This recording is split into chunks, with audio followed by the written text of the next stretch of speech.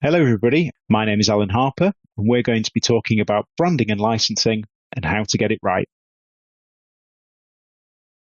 So, brief introduction. My name is Alan Harper, as I say, and I am the head of intellectual property at Walker Morris LLP. Walker Morris is a full service corporate commercial firm based in Leeds in the UK with a set of national and international clients. I myself am a full scope IP specialist. And what I mean by that is I deal with the full ambit of intellectual property rights, patents, trademarks, copyrights, designs, domains, online, you name it.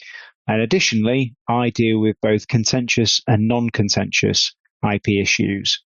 And I find when I deliver sessions like this, it really is helpful to have experience of both contentious and non-contentious issues, because that broad experience really does assist when you are trying to advise clients fully on the full range of what might happen, because you have both experience of how non-contentious deals are done, and then, of course, what happens when there is a fallout in a contentious setting.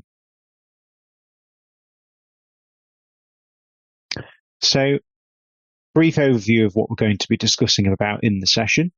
We've got a broad set of topics on the issue of branding and licensing. Firstly, we're going to talk about branding and in particular, trademark strategies. Next, we're going to talk about territories and the key considerations for expansion of the brand. And then next, we're going to move on to brand licensing, which of course is one of the central themes of today. And then related to that, not only are we going to talk about the advising from the perspective of a brand holder, but also how you deal with the license of an incoming brand, i.e. the usage of a third-party brand. We're then also going to talk about co-branding, which is something that brands are doing more and more these days, some successfully, others not, and we'll come on to that. And then throughout the session, we're going to use some practical examples and some case studies which flesh out the points that we're illustrating. Okay, so jumping in then, trademark strategy. Well, what is it?